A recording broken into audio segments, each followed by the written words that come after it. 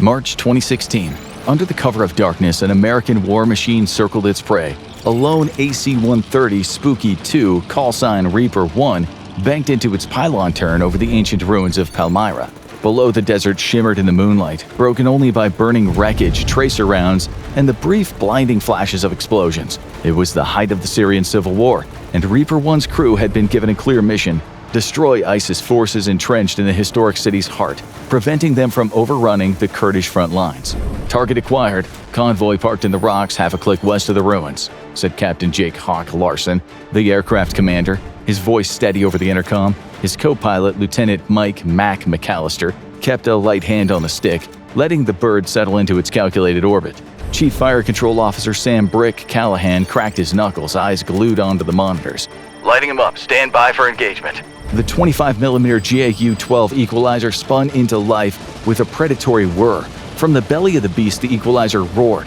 A rain of depleted uranium shells peppered the convoy, tearing through steel and flesh alike. Secondary explosions ripped through the site, sending debris skyward.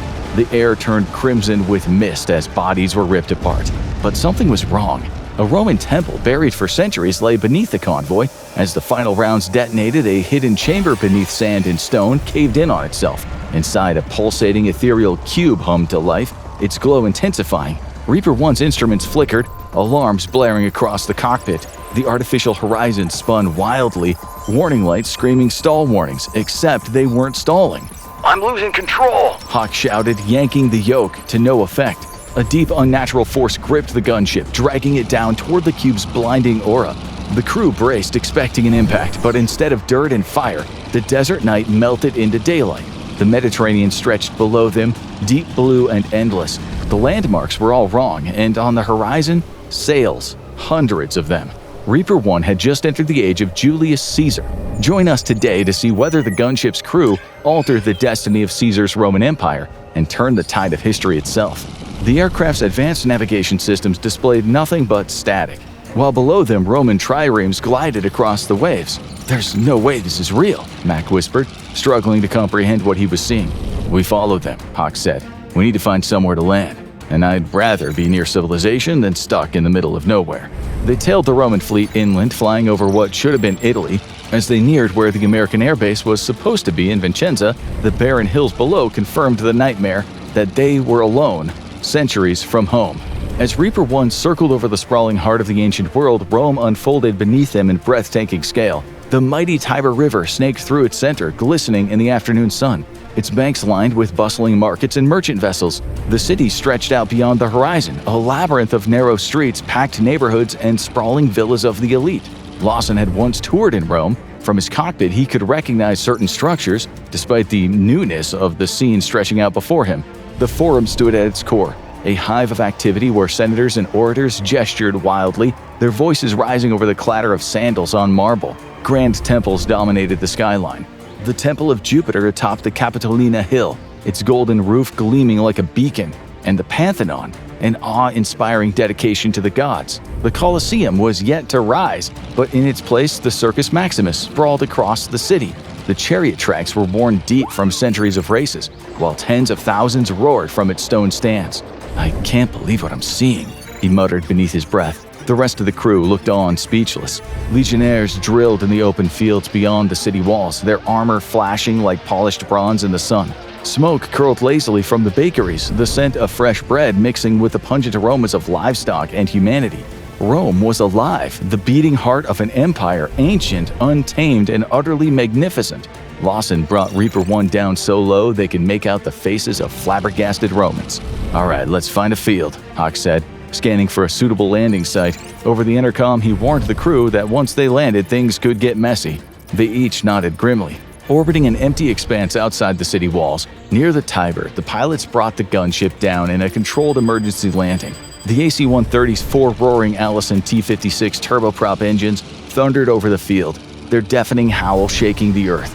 As its massive wheels slammed into the wheat-covered plain, a storm of dust and chaff exploded skyward. Roman soldiers training in a nearby encampment shielded their eyes, their horses reared in terror. The crew disembarked cautiously. M9 Berettas and other SMGs held low but ready. Roman soldiers gathered in confusion, their spears quivering as they took in the metal bird before them. After a tense standoff, neither side really comprehending what they were seeing, a column of legionnaires arrived, forming disciplined ranks. At their head, a man of power and presence, Julius Caesar himself. As Caesar approached, his Roman armor gleamed under the harsh sunlight, the red plumes of his helmet swaying in the wind. His posture was straight, exuding an air of supreme authority. He offered a firm nod, his voice calm yet commanding, delivering orders in Latin with a general's precision. Behind him, his personal guard, elite legionnaires, stood at attention, their presence reinforcing his unwavering confidence in the face of the unknown. Staff Sergeant Raul Tex Delgado and Specialist Andre Ionescu exchanged glances as the Romans around them spoke a language that, to the untrained ear, might have sounded like nothing more than a jumble of unfamiliar sounds. But for Tex, the traces of Spanish in the Latin caught his attention. Ionescu, as a Romanian American, could make out even more. Both men strained their ears, piecing together fragments. Words like imperator, legion, and salva. Small but significant clues that hinted at shared cultural history. They tried to communicate, whispering to each other in an impromptu game of linguistic charades, using their combined knowledge of Romance languages. Tex muttered hesitantly, "It's like a mix of Spanish and Latin, right?" Ionescu nodded, squinting as he tried to form more coherent phrases in his heavily accented Latin. They fumbled through phrases, trying to bridge a 2,000-year gap. "We come from sky," Ionescu attempted, mixing Latin roots with gestures. "Big war machine, not enemy." The legionnaires huddled close to Caesar, their faces tense with confusion and fear, whispering in urgent tones. Trapped in their worldview, they could only interpret the strangers as omens, spirits, or gods in human form, harbingers of chaos. To the crew, their words were meaningless except to Tex, who raised an eyebrow at their nervous murmurs. One of the translators, trying to break the tension, awkwardly mimicked the legionnaires' gestures, bowing deeply and adding a playful salute. His clumsy attempt at translation was enough to draw a brief chuckle from Caesar, a rare moment of humor cutting through the unease. A faint smile crossed his lips as he waved the group forward. With their emperor's approval, the legionnaires lowered their weapons and embraced the crew in a show of camaraderie. Together they strode into the heart of Rome, a motley band of warriors, united under their leader, ready for whatever lay ahead. The crew was escorted to a lavish banquet in the Forum. They feasted on grapes, roasted meats, and fresh bread, as nobles whispered in awe. Then Caesar leaned forward. "Gaul must fall. My legions march to conquer. You will turn the tide." The weight of his words settled over the crew. When they finally understood what he was trying to say, they realized they were being asked to rewrite history. Lawson sighed. "Tell him we'll help, but he needs to tell us when he needs us most." Inside the opulent halls of Caesar's palace, the mood grew more serious as his trusted military leaders gathered around a long, polished table. They were seasoned veterans, each clad in the traditional attire of Roman generals, the crimson tunics of the milites, gleaming armor, and cloaks that rippled beneath them like banners. Lucius Vorenus, the seasoned commander, stood at the head of the table, his hands moving with precise confidence as he unrolled a wax tablet and began etching out the strategic plan for the coming campaign in Gaul. Alongside him, the sharp-eyed Titus Pulo, his second in command, leaned over a parchment, furiously scribbling on it with a stylus, trying to add his own suggestions to the strategy. The men spoke in low, calculated tones, the foreign presence of Reaper One's crew almost lost in the moment. They debated supply lines, terrain advantages, and troop deployments in a way that only seasoned Romans could. The elaborate maps of the Gallic frontier, drawn by hand, lay before them, revealing the vastness of their ambitions. The conversation, however, soon turned to the new arrivals, the crew of Reaper One. Caesar, ever the tactician, turned toward them with a deliberate air, his voice calm yet commanding. "You come from a world far removed from ours, yet you must alter the course of our destiny," he declared, his eyes locking onto the crew with piercing intensity. "You must be prepared to assist us in the coming campaign. Fly in, change the battle." His words were simple, but heavy with the weight of command. The crew, swept up in a strategy they barely understood, nodded, though none fully grasped what they had just committed to. They exchanged uncertain glances, but Caesar's trust in them was unmistakable. They would need to execute a plan that they couldn't fully comprehend, relying on their training and whatever advanced technology they had at their disposal. Caesar's generals seemed to accept this without question, their minds already focused on how to integrate this new, inexplicable force into their existing tactics. They rose from the table and, with a sharp collective nod, agreed to the plan, their future now tied to the fate of Reaper One. As they moved toward the exit, Vorenus gave the crew one final glance, his voice steady. We will see what power you truly possess and whether it is enough to turn the tide.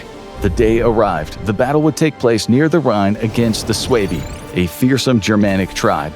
With no GPS, the crew used Roman maps and celestial navigation to head north. As they crossed the Rubicon, Hawk muttered, "Guess we're not the first ones to do this." The battlefield came into view. A chaotic maelstrom of men and blood, tens of thousands clashed. Roman shields locked in desperate formation against the towering Germanic warriors. The Suebi charged with a ferocity that threatened to overwhelm Caesar's legions. Weapons free, Lawson ordered. Let's introduce air superiority to the ancient world.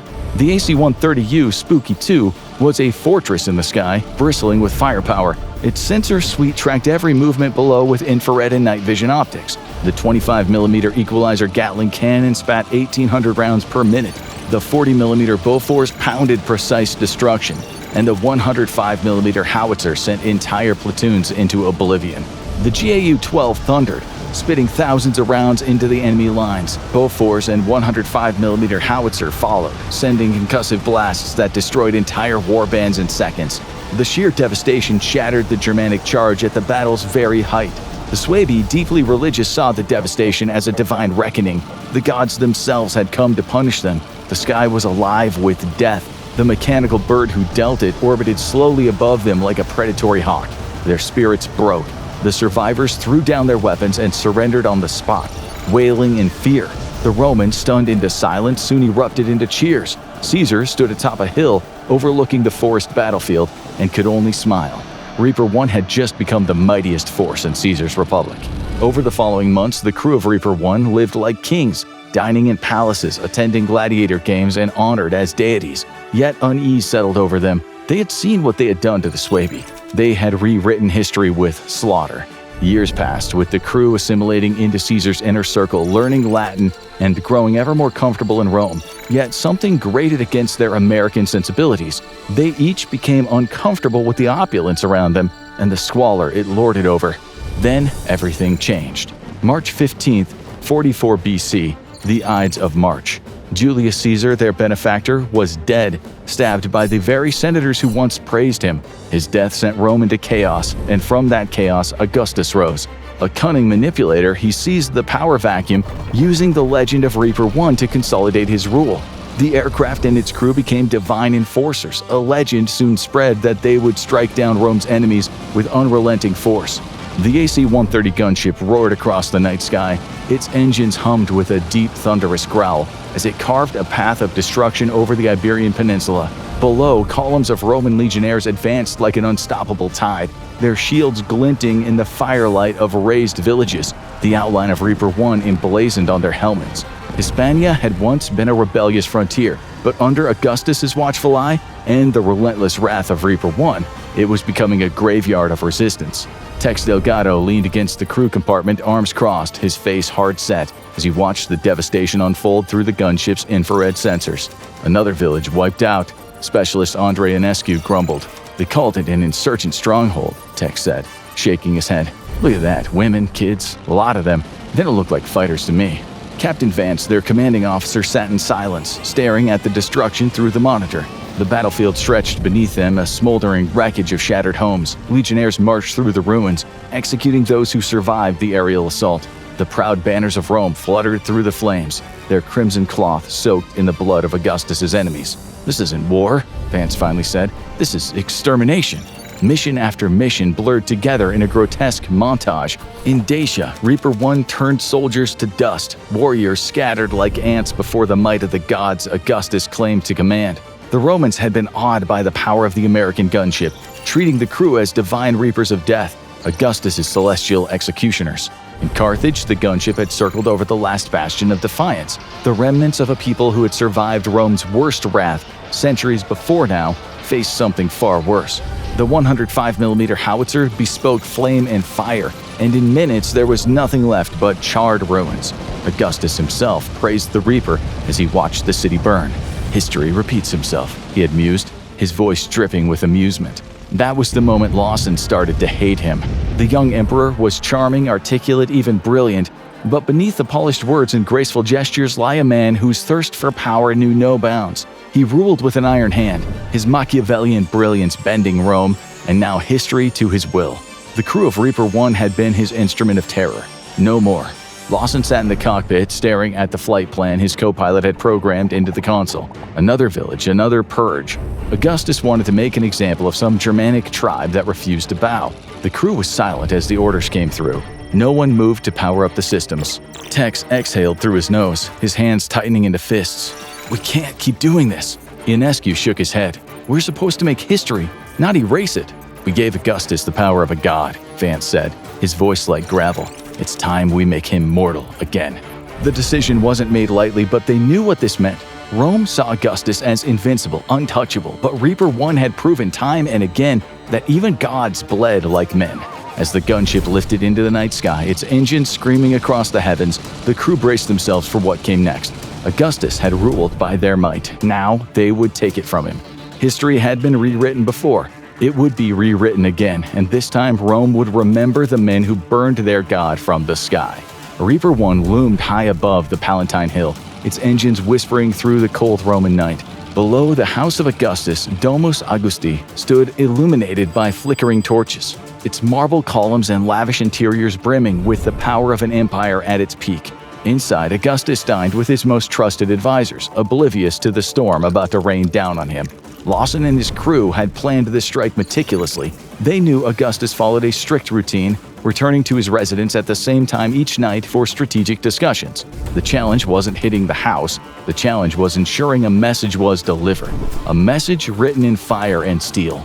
The gunship adjusted its trajectory, circling with surgical precision. For a brief moment, silence hung over the crew. Then the 105mm thundered, hurling a point-detonating steel slug toward the Domus Augusti. The round struck with a bone-rattling impact, blasting through frescoed walls, splintering ornate furniture, and sending shards of history skyward. Fire and dust erupted from the structure as a section of the roof caved in. Below, Augustus and his advisors stumbled into the open courtyard, coughing and shielding their eyes from the inferno engulfing their sanctuary. Servants screamed. Guards scrambled for their weapons. The emperor, once the untouchable ruler of Rome, literally wore no clothes. His flowing robes burned off him in a fiery flash. He looked skyward, imploring Jupiter and searching for an enemy beyond mortal comprehension. Lawson watched it all unfold through the targeting feed. Send the airburst. The second 105mm round left the barrel, detonating just above the courtyard. The explosion's concussive force flattened everything in its radius, sending marble and flesh alike sprawling across the stone pavement. A violent gust of heat and fire rolled outward, leaving nothing but devastation in its wake. From the city below, Roman citizens looked upward, mouths agape. Through the shifting clouds, the outline of Reaper 1 flickered for a moment, an enormous black-winged beast with glowing red eyes, a specter of divine retribution. "The gods," one terrified onlooker whispered. "They have struck him down." Rome was silent, stunned in the wake of an act so otherworldly, so precise, that it defied comprehension. But then the silence gave way to something else: reverence. Augustus had proclaimed himself a god, and the heavens had answered his arrogance with fire and fury. The people of Rome, believing they had witnessed divine judgment, fell to their knees. They did not mourn their emperor, they hailed his destroyers. By the time Reaper 1 landed on the Roman airfield purpose-built outside the city, they were met not with hostility but with adulation. Lawson and his crew were escorted through the streets in triumph, draped in regal robes, gold and laurels placed upon their heads. Rome had no emperor now. The people demanded new gods to lead them, and they had found them in the men who had rained thunder from the heavens. But as they stood atop the Senate steps looking down upon the sea of worshippers, the world began to shudder. A low, guttural hum filled the air, raising in pitch. The air seemed to warp, colors bleeding together, forms distorting. The ground beneath their feet vanished. And then, thud, they hit the floor hard. The scent of incense replaced by jet fuel. The roar of an adoring crowd swapped for the sterile hum of fluorescent lights. The world had snapped back into place. Lawson groaned, rolling to his back. He felt the weight of something draped over him, gold-trimmed fabric. The laurels still sat atop his head. Tex was the first to speak. "We're back." They looked around. It was their barracks, the same dull walls, the same rigid bunks, the same Air Force insignias that had marked the beginning of this impossible journey. Tex glanced down at his imperial robes, then over at Lawson. "How do we explain this? How do you think ancient Rome would react to an AC-130? Would they worship it as a god or try to take it down? Let us know your thoughts in the comments." Now go watch what if a single modern aircraft carrier traveled back to 1941 Pearl Harbor, or click on this video instead.